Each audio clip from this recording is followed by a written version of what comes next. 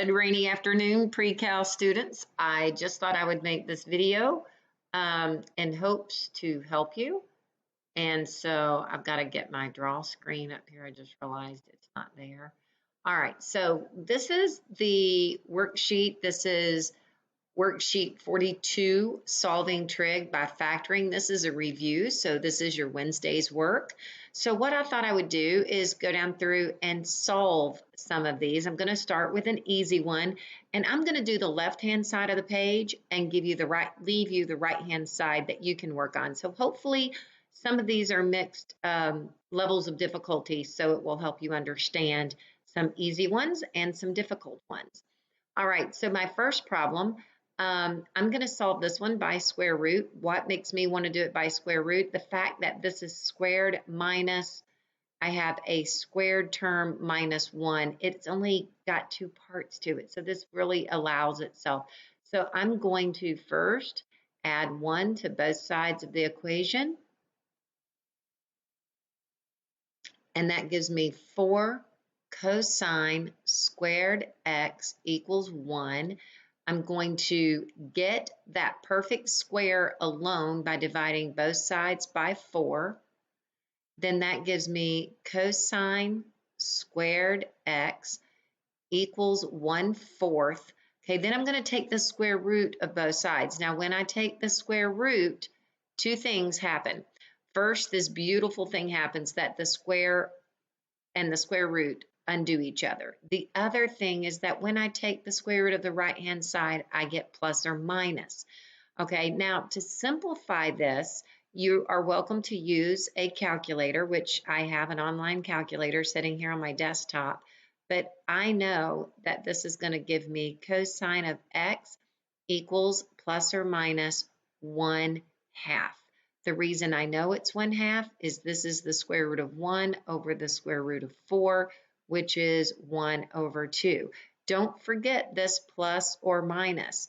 So where is the square root of, the cosine of x, 1/2? So to make it easy, I am not going to use the, what's it called? Well, I did cosine. I'm not going to use the unit circle. I'm just going to use my calculator. So second cosine of 0.5, you may use 1/2 or 0.5, it does not matter, enter. And it just realized I am in the wrong mode. I need to be in degree mode. I'm like, okay, not a good answer. Clear. Let's try this again. Second cosine. If you get those answers, at least that shows you what to do. Now you can see that it is 60 degrees. Now what I am going to do is quickly draw a, okay, if this is 60 degrees, I've got a coordinate plane here. If that's 60 degrees, and this is where cosine is 1/2, comma, whatever, so this is the cosine, then I've got to consider the 60 over here, the 60 down here, and the 60 down here. This is where it really is helpful to be looking at a unit circle. So if you want to pull up a unit circle, by all means. This is 180 degrees, so minus 360 means that this angle right here is going to be at 120. This angle is 60 above that, which is 240. And this angle over here is 360 minus 60, which is at 300 degrees. Now, that's just figuring out this one. So there are 4 answers. Since it is cosine, the 2 positive answers would be at 60, and I just wrote a 3. Let's try that again. It would be at 60 degrees and at 300 degrees. The negative answers, which you do not have to separate these, would be at 120 and 240 degrees. There's all 4 answers. All right, next one. Okay, right away we're getting into one that, wow, we have to factor. So this is a GCF problem. We did these on Monday. So you see how sine of x is in both pieces. So we get sine x times tangent x minus 1 equals 0. Now for one like this is you set both pieces equal to 0. So sine x equals 0 and tangent x minus 1 equals 0. This side, I'm done. All I have to do is sine inverse of 0, and I have to do tangent. I have to add 1 to both sides. I have to know where tangent x equals 1 or tan inverse of 1. All right, so I'm going to go over here to my calculator. I'm going to go second sine 0, enter.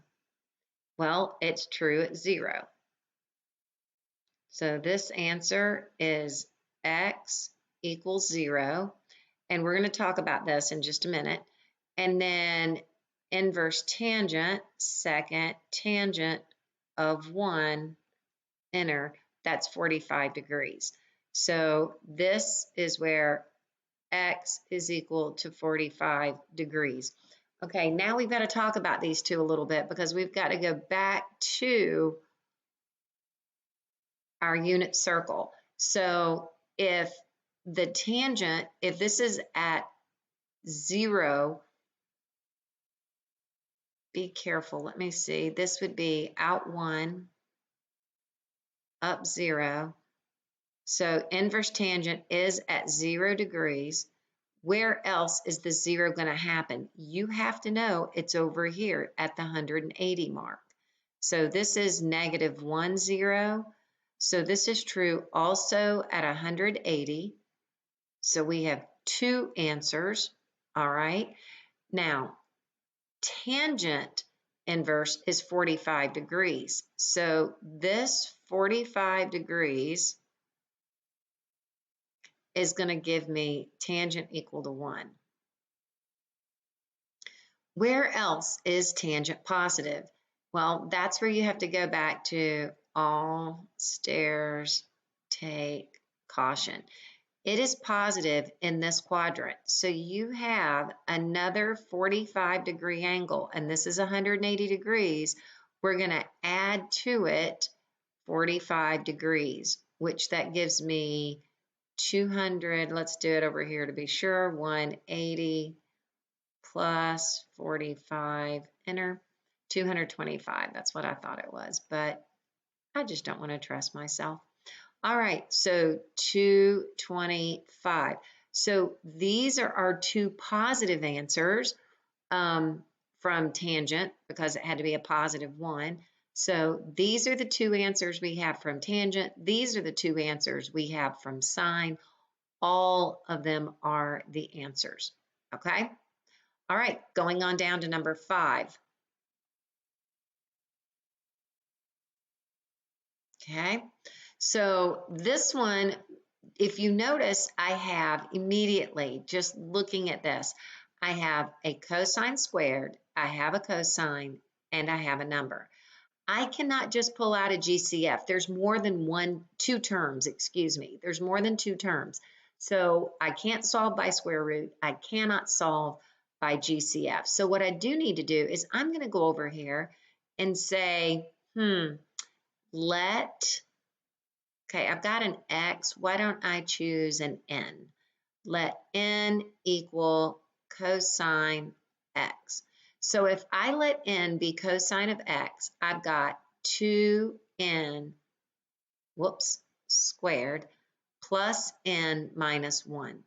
Now, this is a little bit new problem, and what I'm going to do is I'm going to factor that. So to factor this, just to help you remember, this is A times C over B.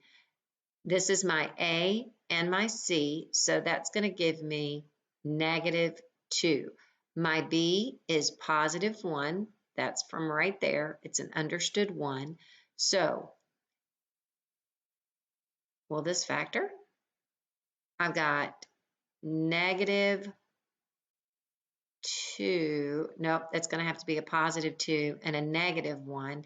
2 times negative 1, okay, so it multiplies to give you the top, add to give you the bottom, and adding these together, I do get a positive 1. Now, what I have to remember to do, and I'm going to do this in another color to make it stand out, I have to divide by 2n. 2n. So this cancels, this does not. So I'm left with 1 over n here. I'm left with negative 1 over 2n here. So if I go back, this factors out to look like this. N minus 1 to n, oh, n plus 1, my bad, 2n minus 1. There we go. N plus 1 and 2n minus 1 equals 0. Now, at this point, you have a choice to go ahead and fill in the cosine, or you can set them equal to 0 right away. All right, if you decide to set them equal to 0 right away, it's going to look like this. We have two equations coming up. So I have minus 1 to both sides, n equals negative 1, add 1 to both sides, 2n equals 1, divide by 2.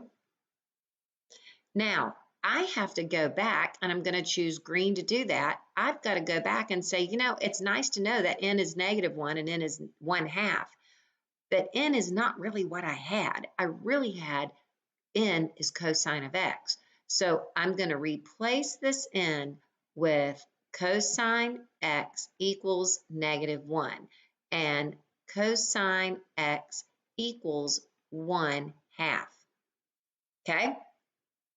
Now, that means I'm going to have to do inverse cosine of negative 1 and inverse cosine of 1/2. Okay, so I'm going to go over here to the calculator. I'm going to go, okay, second cosine negative 1, enter. That's at 180 degrees. And we will talk about this in a second. X equals 180 degrees. And wow, that looks like an 8. Let's fix that. I want it to be a little bitty degree mark. There, a little better. All right, and then second cosine negative 0.5. I'm going to use negative point, it's positive 0.5. Where did I get negative from? I think I was looking at the negative on the 1. My apologies. Whoops. Second cosine 0.5. Enter. Okay, this is at 60 degrees. So here, x equals 60 degrees.